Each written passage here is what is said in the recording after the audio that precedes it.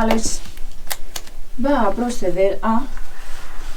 Voy a proceder a rebajar un poco una parte del casco que es donde va a sentar la tuerca que va a coger el guía cabos, ¿vale?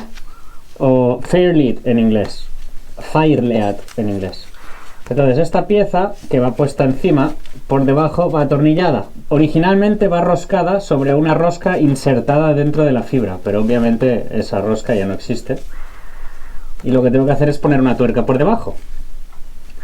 Para poner una tuerca por debajo no es tan fácil, porque justamente donde va la tuerca es una parte curva del casco que tendré que allanar para que la tuerca asiente recta. Entonces ahora es lo que voy a hacer con mi herramienta que me saca siempre de los apuros, que es la Dremel, en los espacios reducidos. Bueno, y como veis, este es el estado del camarote de Buga. Es un desastre. Ahora os voy a enseñar, ahora que es de día, la cornamusa que ya está puesta, con los pasacabos aquí, y aquí está el otro. Esto lo hicimos ayer, lo que pasa es que se terminó de noche y ya no se veía tan bien. Y Alex sigue ahora con el timón, que ayer tampoco lo terminó, porque, bueno, se hizo de noche y ya dijimos vamos a parar. Alex, ¿quiere hacer una modificación? Sí, porque este piloto automático no fue instalado con mucho amor, la verdad. Está instalado a un ángulo súper raro, no es 90 grados con respecto al brazo del timón. Eso ya lo explicamos en otro vídeo anterior, pero bueno, básicamente el problema que tenemos aquí es que este brazo, ahora el timón está recto y esto debería estar a 90 grados. El timón se pasa trabajando recto la mayoría del tiempo, por lo tanto el ángulo que tiene que estar este brazo con el brazo del timón, si está a 90 grados, tiene que hacer mucha menos fuerza el piloto automático para mover el timón. Eso es lo que estoy buscando. Entonces, estoy haciendo un soporte para que esté trabajando a 90 grados. Este es el... no sé si lo podéis ver, pero quiero que el piloto automático que está en este ángulo trabaje con un brazo así. Entonces, realmente debería hasta llevarlo mucho más para allá. Así. Aquí está, creando. Esta es la nueva pieza, que ahora, si lo veis con esto, con mi super plantilla, ¿ves? Está a 90 grados exacto, desde el eje hacia allí. Antes estaba aquí, lo que hacía que trabajara mal, trabajara con más esfuerzo del que realmente toca, gastando más batería, y además esto estaba boca abajo porque si lo ponías boca arriba tocaba con la tapa cuando lo cerrabas, y al estar boca abajo el que se estaba llevando todo el peso del brazo era este pin, y ahora no, ahora está apoyado con su propio peso aquí y tiene el pin encima, que es como tiene que ser. Esto es lo que has creado, ¿no? Sí, doble pletina de aluminio y va a ser más que suficiente porque esto es muy duro. Muy bien. ¿Vale? Lo que pasa es que ahora tengo que hacer otra pletina aquí porque esto lo tenía que mover para allá, todo el brazo para allá, y ahora voy a tener que hacerme aquí un soporte adicional. Pero bueno, se puede. Bueno, por aquí el señor juntando sus creaciones, viendo si encajan o no. Aquí está la otra.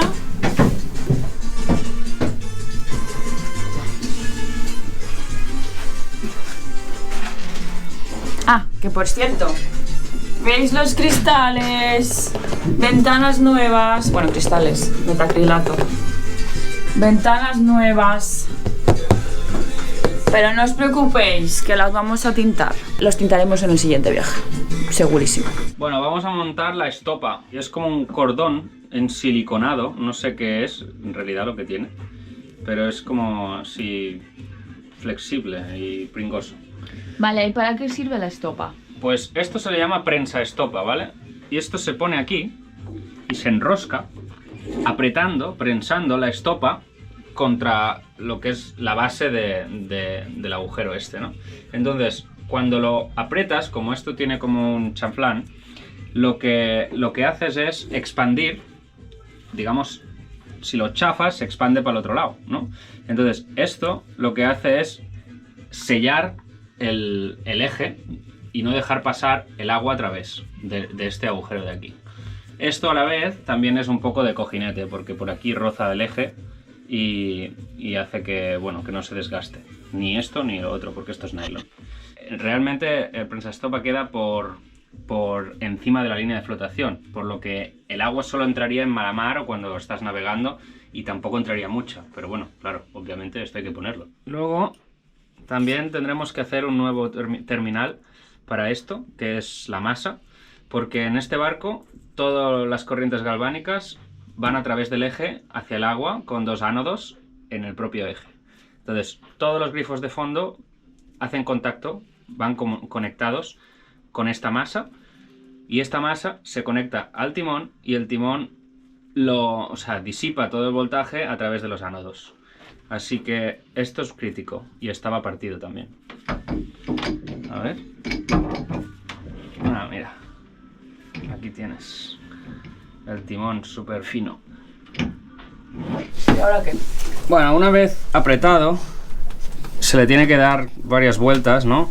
Para que la estopa vaya sentando bien en el eje hasta que no puedes más. De todas formas, esto se va a tener que volver a apretar una vez esté en el agua, porque seguramente la estopa se expande o se contrae, o con el agua pasan cosas raras. Ahora lo que quería enseñar también es que viene con unos agujeros esta tuerca para que no se afloje con el giro del eje. Y tiene esta argolla de aquí, donde vamos a trenzar este hilo hasta aquí. Eso se hace mucho en los aviones y sirve básicamente para eso, para que no sigan aflojándose más de lo que este hilo les permite. Existen unos alicates especiales para trenzar, pero no las tengo. Esto ahora está frenado, cogido aquí. Esto no se podría aflojar, solo si acaso se podría seguir apretando, porque esto se lo impide. A ver si no entra agua. Veremos en unos meses. Instalaciones Alejandro. ¿Cuántas empresas saldrían de aquí? Y yo sería la chef, porque cocinar se me da muy bien, cosa que Alex no. Ya. Un punto a mi favor. Mira qué obra de arte. ¿Acostado?